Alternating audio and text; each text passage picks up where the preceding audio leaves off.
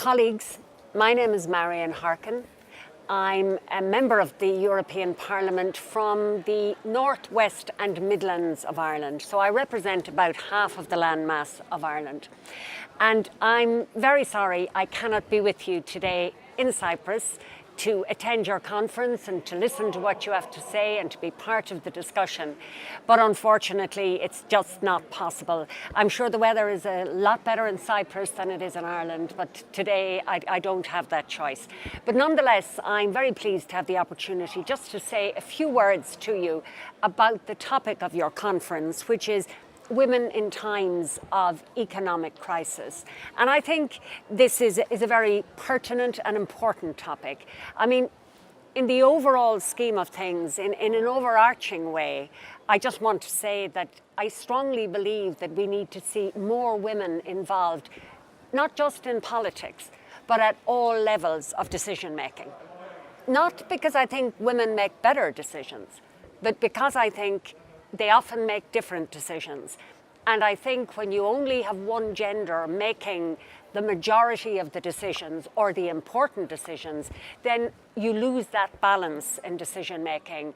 And I think when you lose that, your decisions are poorer for it. So that's just a general comment. But I want to stick to the topic that I've been asked to say a few words about, and that is women in times of economic crisis. And I think too often at European level, we deal with the crisis only from an economic perspective.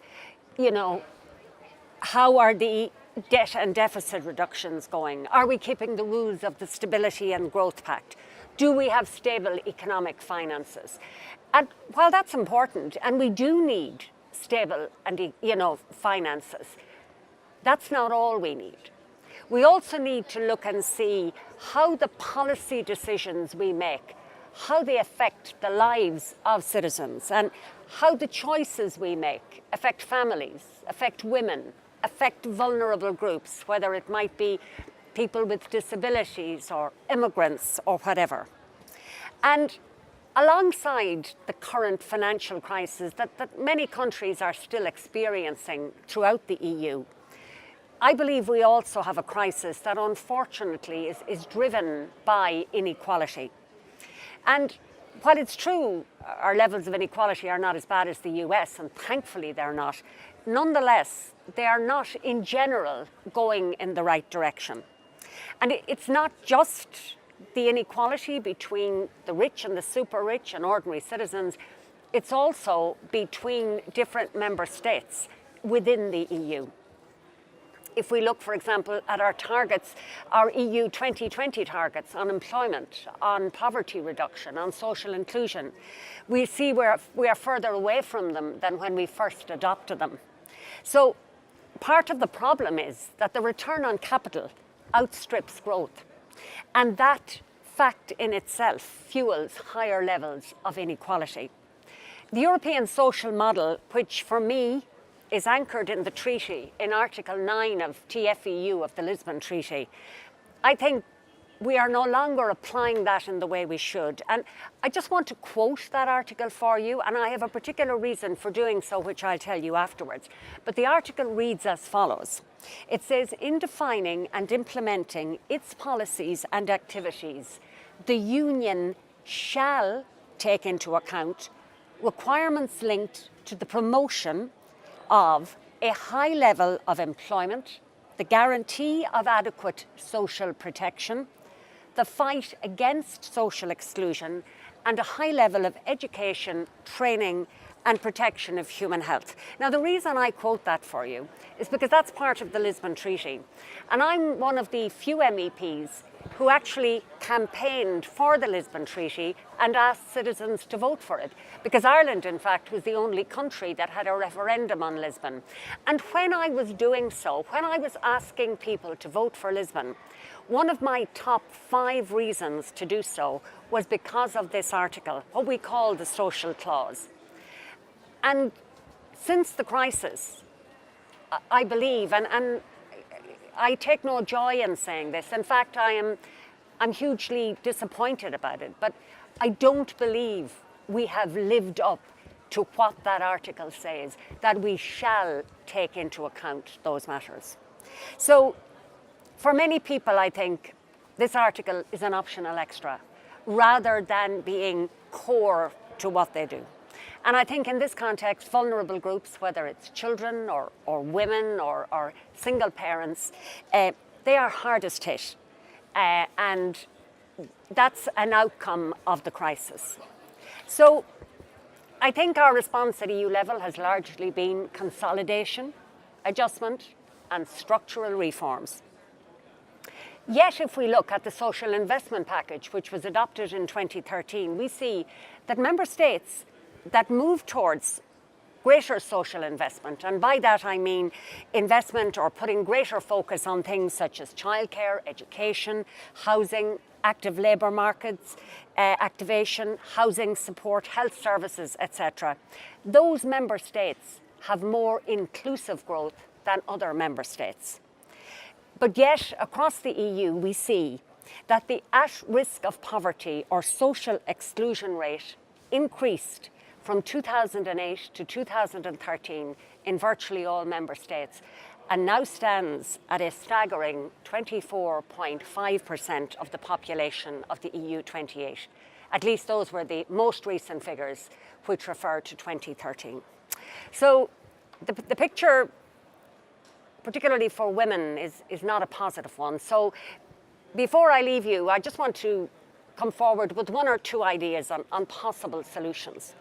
First of all, I think we need to deepen the social dimension of economic and monetary union. The scoreboard that we have, I think it must better identify major employment and social problems. And as much energy needs to be invested into dealing with those problems as there is invested in dealing with debt and deficit issues. The European semester, which now all member states are part of, needs to be more balanced between the social and the economic indicators.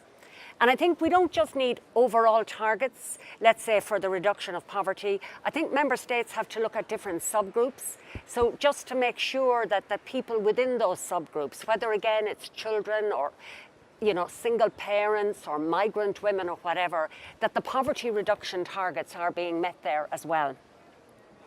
I think we need coherence in EU policy so that the priorities of what we call the annual growth survey, which is part of the European semester, that they also include the objectives of the EU 2020.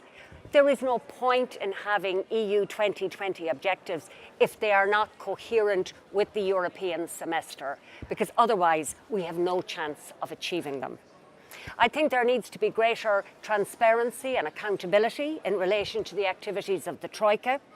And I think member states need to be supported in their efforts to promote sustainable growth while meeting deficit reductions or deficit reduction targets. And if this needs to be medium term rather than short term, well then that should be part of the plan. And I think and this is something I feel quite strongly about, I think we need to come forward with proposals for minimum income.